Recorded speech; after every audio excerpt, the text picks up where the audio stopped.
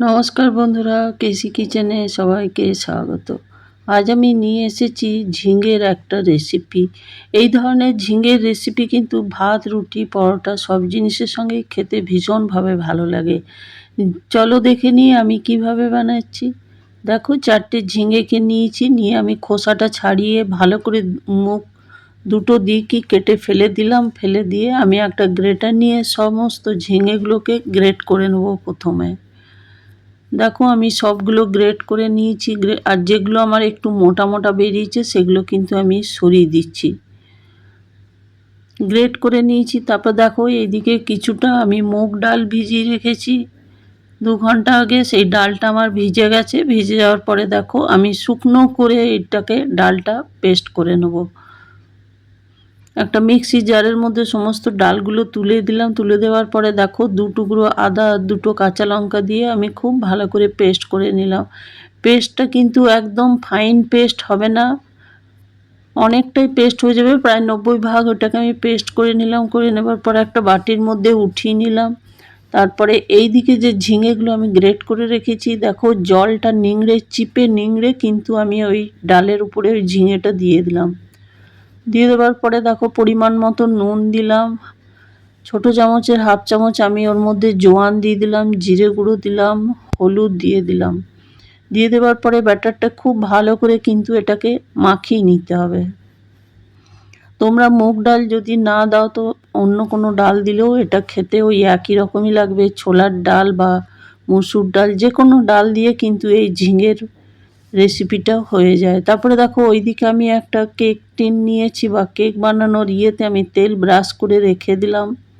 রেখে দেওয়ার পরে ওই ব্যাটারটার মধ্যেই আমি কিন্তু 1 চামচের মতো ইনো দিয়ে দিলাম। তোমাদের হাতের কাছে যদি ইনো না থাকে তো খাবার সোডা বা বেকিং পাউডারও দিতে পারো, তবে এটা অবশ্যই দিয়েই কিন্তু জিনিসটা। দেখো, আমি ওইটা দিয়ে দেওয়ার পর আরেকটু ভালো করে মাখিয়ে নিলাম। তারপরে আমি ওই বাটিটা, যেটা তেল গ্রিস করে রেখেছি, সেটার মধ্যেই আমি দিয়ে দিলাম। পুরো ব্যাটারটা আমি বাটিটার মধ্যে ভালো করে ছড়িয়ে দিলাম।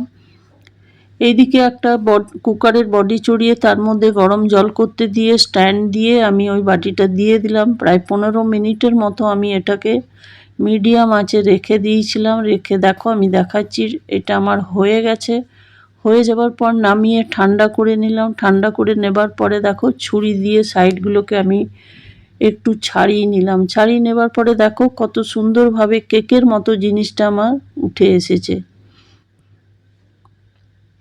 দেখো কত সুন্দর আর কত নরম হয়েছে। তারপরে আমি এগুলোকে কেটে নেব।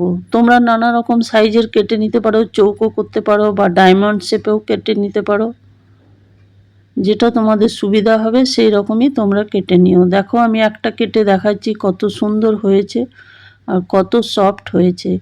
এরকম ঝিঙের রেসিপি বা ঝিঙের ধোকার তরকারি তোমরা হয়তো অনেকেই করোনি, বা যদি করেও থাকে তো নানা রকমভাবে করেছো। একদিন এইভাবে আমার মতো ভাপে সেদ্ধ করে বানিয়ে দেখো, খেতে অসম্ভব ভালো লাগে।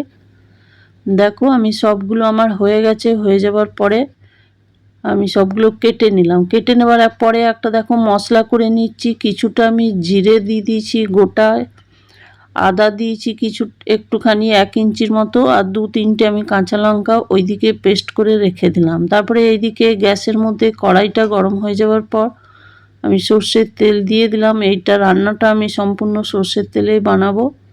তেলটা গরম হয়ে যাওয়ার পর আঁচটা কমিয়ে আমি সমস্ত ধোকাগুলোকে একটুখানি ভেজে নেবো, একটু লাল লাল হওয়া পর্যন্ত ভেজে নেবো। কেন কি, এর মধ্যে ঝিঙে বা মুগ ডাল আছে, তার কাঁচা গন্ধটা চলে যাবে।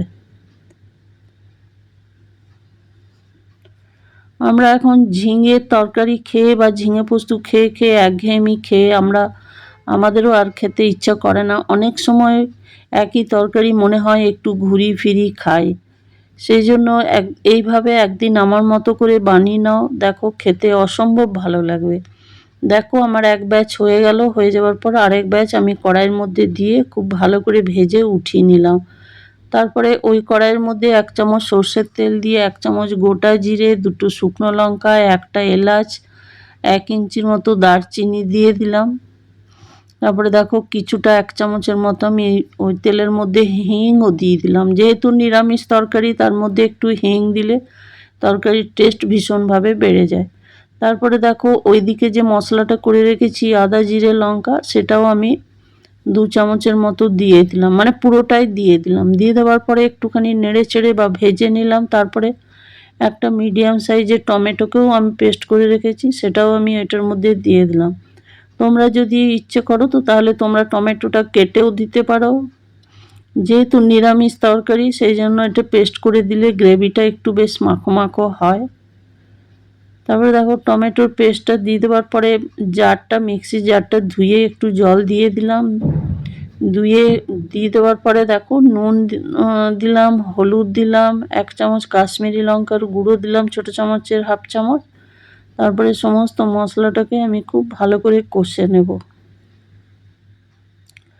মিনিট 4-5 ধরে দেখো মশলাটা আমি কষে নিলাম, কেন কি এটা বাটা মশলা, একটুখানি ভালো করে কষে না নিলে কিন্তু জিরের কাঁচা গন্ধ এসে যাবে। সেই জন্য লো টু মিডিয়াম আছে সমস্ত মশলাটা আমি খুব ভালো করে কষে নেব।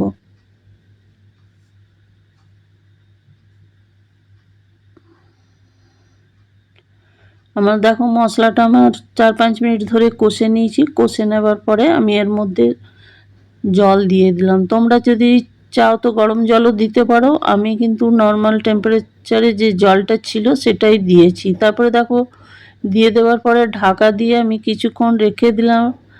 রেখে দেওয়ার পরে ঝোলটা আমার পুরো ফুটে উঠেছে, তখন আমি ঢাকা খুলে ওইদিকে যে ধোকাগুলো বানিয়ে রেখেছি সেই ধোকাগুলো আমি দিয়ে দিলাম। তবে এটা মুগ ডাল বা ঝিঙে দিয়ে বানানো ধোকা, সেই জন্য বেশিক্ষণ কিন্তু এটা ফোটানো চলবে না, কেন কি ধোকাগুলো ভীষণই নরম হয়েছে। সেই জন্য 2-3 মিনিটের মতো ফুটিয়ে ঢাকা দিয়ে রেখে দিলাম। ঢাকা দিয়ে রেখে দেওয়ার পরে দেখো পুরো ফুটে গেছে, আর এইগুলো ধোকাগুলোর মধ্যেও আমার রসটা খুব ভালো করে ঝোলটা টেনে নিয়েছে। তারপরে দেখো ওর মধ্যে ফুটে যাওয়ার পরে ছোটো চামচের 1 চামচ আমি ঘি দিয়ে দিলাম। ঘিটা দিয়ে আমি আরও একটুখানি কয়েক সেকেন্ড ফুটিয়ে নেবো। ফুটিয়ে নেওয়ার পরে দেখো কিছুটা আমি এর মধ্যে ধনেপাতা ছড়িয়ে দিচ্ছি। এটার মধ্যে ধনেপাতা দিলে কিন্তু তরকারির স্বাদ ভীষণভাবে ভালো লাগে আর খেতে অসম্ভব ভালো লাগে। তারপরে দেখো দুটো আমি কাঁচা লঙ্কা চিড়ে দিয়ে ঢাকা দিয়ে কিছুক্ষণ রেখে দিলাম। রেখে দেওয়ার পরে দেখো আমি ঢাকা খুলে দেখাচ্ছি কত সুন্দর আর কত লোভনীয় তরকারিটা হয়েছে। আমার রেসিপি যদি তোমাদের ভালো লেগে থাকে তো লাইক শেয়ার ও কমেন্ট অতি অবশ্যই করে দিও, আর নতুন বন্ধুদের সাবস্ক্রাইব করার অনুরোধ রইল। তোমরা ভালো থেকো, সুস্থ থেকো। ফিরে আসছি পরের কোনো রেসিপি নিয়ে। ধন্যবাদ।